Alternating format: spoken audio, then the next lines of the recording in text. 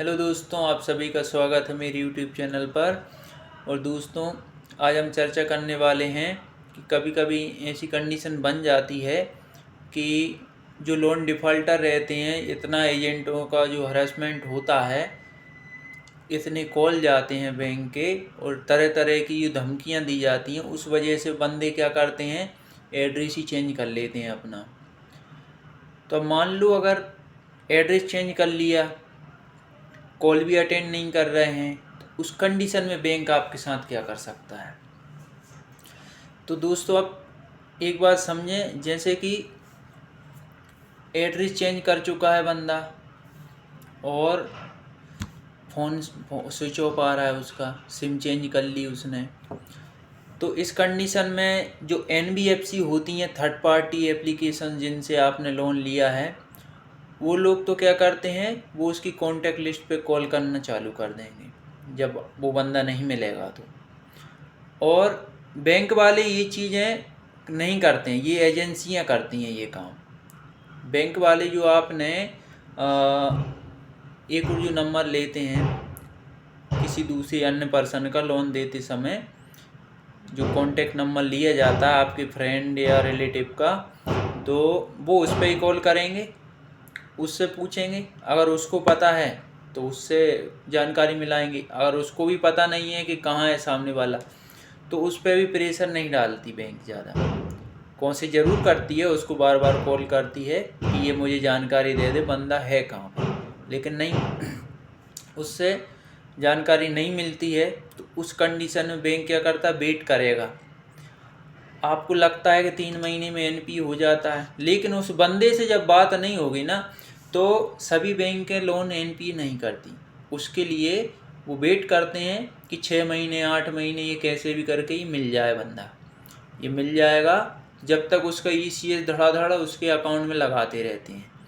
तो ECS से क्या है कि अपनी फाइल मोटी करते हैं कि अब हम इस पर केस करेंगे अगर ये पेमेंट नहीं देगा, नहीं मिलता है तो। अब लेकिन समस्या ये भी बन जाती है, एक आर्बिट्रेशन अवार्ड पास करा लेते हैं। अब बंदा उस एड्रेस पे नहीं है, एड्रेस चेंज कर लिया, अब आर्बिट्रेशन अवार्ड तो जो पास होगा वो उस एड्रेस पे होगा। उसमें एड्रेस भी मेंशन रहता है कि फलाना सिंह, और उसका एड्रेस भी डाला रहता है, तो उस एड्रेस पे होगा। तो वहाँ पे जब वो मिलेगा नहीं, तो आर्बिट्रेशन अवार्ड का क्या रिजल्ट निकला, 0, कोई मतलब नहीं निकला उसका। ठीक है, तो आप जितना घबरा रहे हैं कि आर्बिट्रेशन अवार्ड पास हो जाएगा, आर्बिट्रेशन अवार्ड से आपको डरने की ज़रूरत किस किस को है, जिन्होंने सैलरी, जिनके पास सैलरी आ रही है अच्छी खासी, अच्छी कंपनी में, प्राइवेट लिमिटेड कंपनियों में जॉब कर रहे हैं, जिनके पास सैलरी अच्छी है, या गवर्नमेंट एम्प्लॉई है, वो एड्रेस भले ही चेंज कर ले, उसकी सैलरी अटैच का आर्बिट्रेटर जो है 50% सैलरी अटैच करने का निर्देश देगा कि आप इसकी सैलरी अटैच कर सकती हैं। तो बैंक करवा सकता है, उसकी पूरी तो नहीं कर सकते क्योंकि 50%। ठीक है, तो खतरा उन्हीं लोगों को है जिन लोगों के पास या तो जॉब है और अच्छी जॉब है। और अब कोई बंदा ऐसा है जिसके पास जॉब तो है, 5-7 हज़ार 10 हज़ार की जॉब है, उसमें से क्या करेगा आर्बिट्रेटर, क्या उसको भूखा थोड़ी मार सकता है। उसको भी देखती है कि अब 10 हज़ार में से 10 तो खर्चा बेसिकली होता ही है, अभी सभी का नॉर्मली हो जाता है सबका, उसमें से तो कुछ मिलने वाला नहीं है, तो उसका कुछ नहीं करेंगे वो लोग। जिसके पास कुछ भी नहीं है उसका आर्बिट्रेटर भी कुछ नहीं कर सकता। अब जिसके पास कोई प्रॉपर्टी है, उसका पता है बैंक को, तो वो उस प्रॉपर्टी को, मतलब वो आर्बिट्रेटर को बता सकते हैं कि भाई इस पे ये प्रॉपर्टी है और इतने लाख की प्रॉपर्टी है और हमारा इतना लोन ही नहीं दे रहा, या क्रेडिट कार्ड का पैसा नहीं दे रहा। और ECS का भी केस तभी बैंक करेगा जब बैंक को लगेगा कि हाँ इसके पास कुछ होगा। लेकिन बंदा जब मिल ही नहीं रहा है, उसके नाम पे कोई प्रॉपर्टी का भी पता नहीं है बैंक को, बंदा भी नहीं मिल रहा, वो कहाँ जॉब कर रहा है, क्योंकि जॉब तो करते हैं लोग लेकिन सैलरी कैश इन हैंड, अब कैश में ले ली तो अब क्या करेगा बैंक को ही पता नहीं लग सकता फिर कि इसके पास जॉब है कि नहीं है।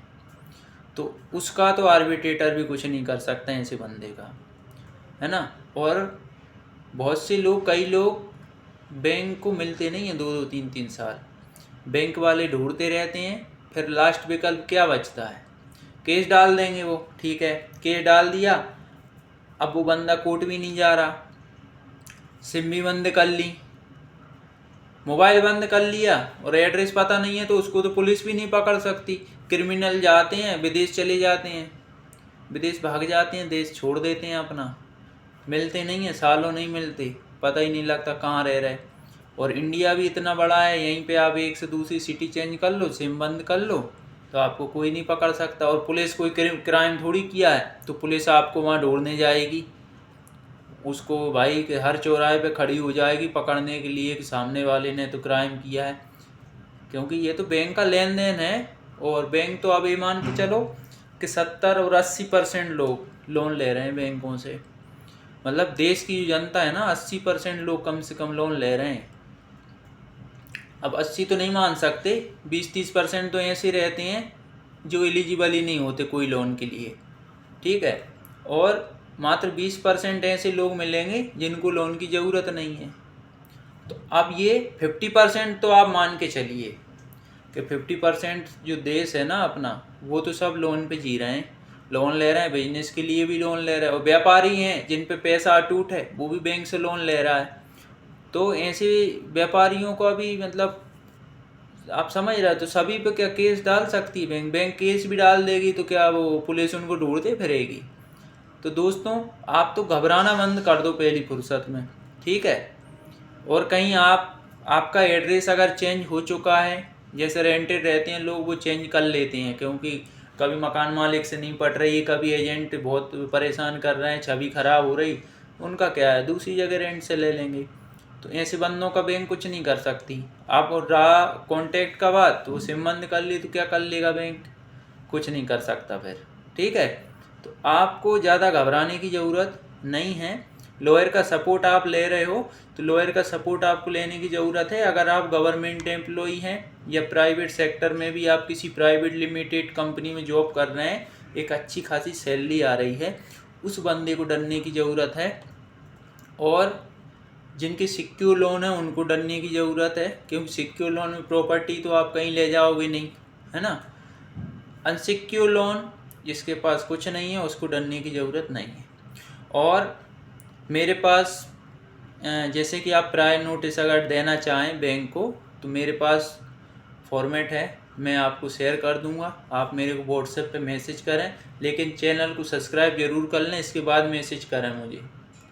ठीक है, और जो लोग सब्सक्राइब कर चुके हैं उनको तो मैं अभी दे ही दूंगा, मेरी कोई दिक्कत नहीं है, वो व्हाट्सएप पे मैसेज करेंगे तो मैं दे दूंगा उनको। तो प्रायर नोटिस का फॉर्मेट दे देंगे अपन, है ना। और कुछ सेटलमेंट लेटर भी हैं, जैसे कि आदित्य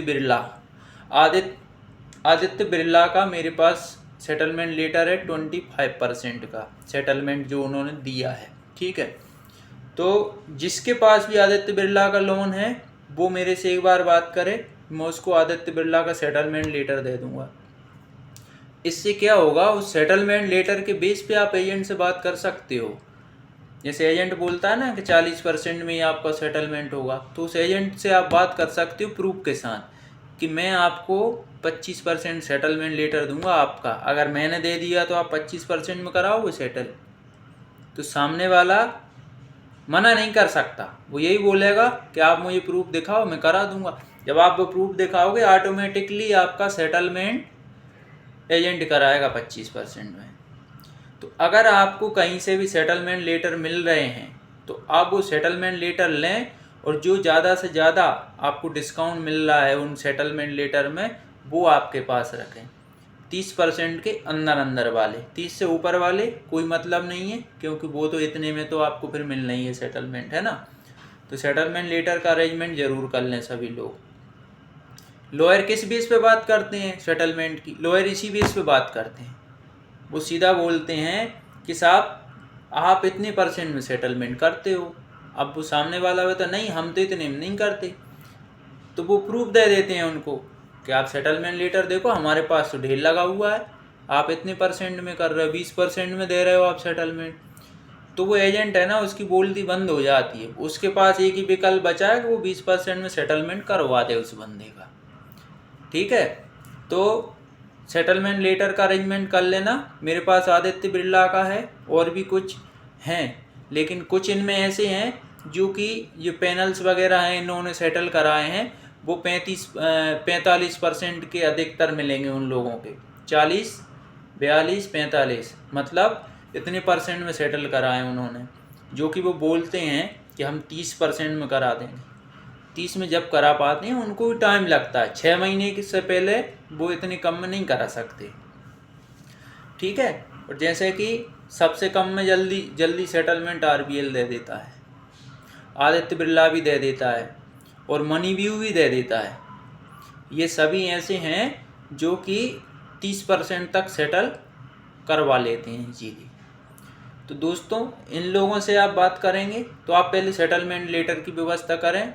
आदित्य बिरला का मैं दूंगा आपको, और इसके बाद और भी मेरे पास कुछ है, मैं देख लूँगा जो अच्छे रेट ऑफ इंटरेस्ट मतलब अच्छे परसेंटेज पे सेटल हुए होंगे, जैसे कम से कम में, वो मैं आपको प्रोवाइड कर दूंगा और भी मैं व्यवस्था करता हूँ। ठीक है, आपको लॉयर की ज़रूरत ही नहीं पड़ेगी, प्रायर नोटिस मैं दे दूंगा, आप एक बार बैंक को सूचित कर दो।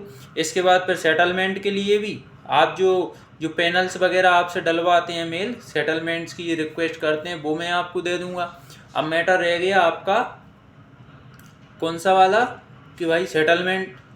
तो जब आपके पास सेटलमेंट लेटर होगा दूसरे का, और उसके बेस पे दूसरे का मतलब सेम बैंक, जैसे आदित्य बिरला वाले से आप बात कर रहे हैं तो आप आदित्य बिरला का सेटलमेंट लेटर आपके पास होगा, तब आप उसके बेस पे आप उनसे बात कर सकते हैं। तो सेटलमेंट लेटर की आप व्यवस्था करें। लॉयरों को लाख रुपए जो है आप मिटाने से अच्छा है 1,50,000 बचा सकते हो आपके पास ये सब चीज़ें होना चाहिए। तो वो आप कैसे भी करके, मैं सीधी सी बात बोलूँगा, आप किसी पैनल की हेल्प ले रहे हैं उनसे ये बोलो कि साहब आपने, या कोई लॉयर की हेल्प ले रहे हो, आप साले की हेल्प मत लेना भले ही बाद में, आप उससे एक ही बात बोलोगे कि भाई साहब आपने अभी तक किन किन लोगों के और कितने कम में सेटलमेंट कराए। तब वो बोलेगा कि मैंने इसका इतने में कराया, तो आप थोड़ा हमें डालें सेटलमेंट लेटर, हम देखेंगे कि आपने कराए हैं कि नहीं कराए। इसके बाद भले ही सेटलमेंट लेटर ले लो, इसके बाद भले ही आपको केस देना नहीं देना वो आपकी इच्छा है, लेकिन आप एजेंट से उस सेटलमेंट लेटर के बेस पे डंकी की चोट पे बात कर सकते हो, और बहुत जल्दी सेटलमेंट आपको वो एजेंट दिलवाएगा उतनी परसेंट में, ये मैं आपसे बोल रहा हूँ। और कोई आपको हेल्प की ज़रूरत पड़े तो व्हाट्सएप नंबर मेंशन करूँगा, आप उस पर मैसेज करें तो आपकी हेल्प बराबर की जाएगी। और किसी से घबराने की ज़रूरत नहीं है आप लोगों को। ठीक है, बस घबराएंगे कौन, मैं पहले ही बता चुका हूँ, सिक्योर लोन वाले, गवर्नमेंट जॉब वाले और प्राइवेट जॉब, जो कि प्राइवेट लिमिटेड कंपनियों में जॉब कर रहे हैं, बड़ी बड़ी कंपनियों में, और बड़ी सैलरी पे जॉब कर रहे हैं, उन लोगों को घबराने की ज़रूरत है।